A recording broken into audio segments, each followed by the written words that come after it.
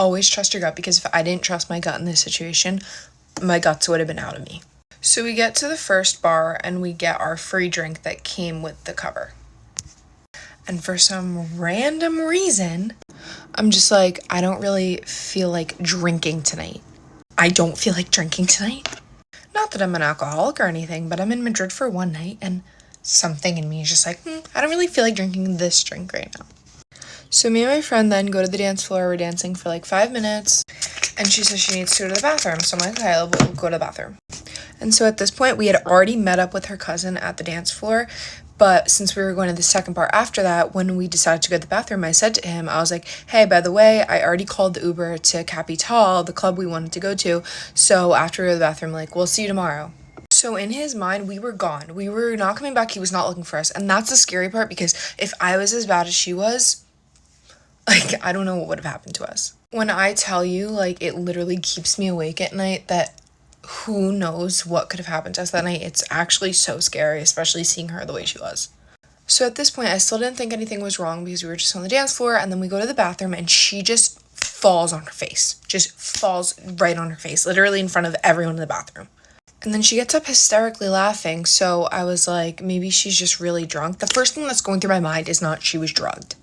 And then she's like, Alexis, I need water. So I'm like, okay, let's go to the bar and get water. At this point, I knew she wasn't okay, so I was calling the Uber home, except I didn't know what hotel we were staying at because she had booked it. Anyway, we get to the bar, and she literally just falls onto the bar like this. Just face flat falls onto the bar.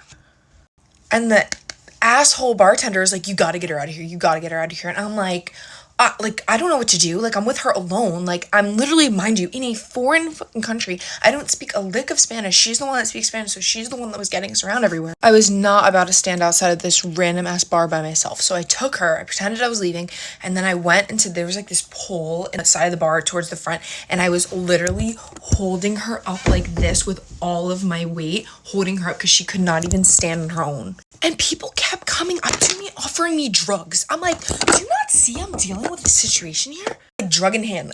No. I'm running out of time, but basically, long story short, this was the most traumatizing event of my life, and I ended up having to carry her deadweight body for like an hour back to her cousin's apartment because we couldn't get an Uber back to the hotel that we were staying at, and his was closer walking distance. At literally like probably 4 o'clock in the morning. And then I ended up putting the pieces together that it was the bartender that drugged both me and her drink. Because the drink that I gave to someone else, he was just as bad as her. That was the only drink she drank that night. And we had a huge dinner before. The crazy thing, though, it still wasn't the most traumatizing thing that happened to me abroad. Much more where that came from.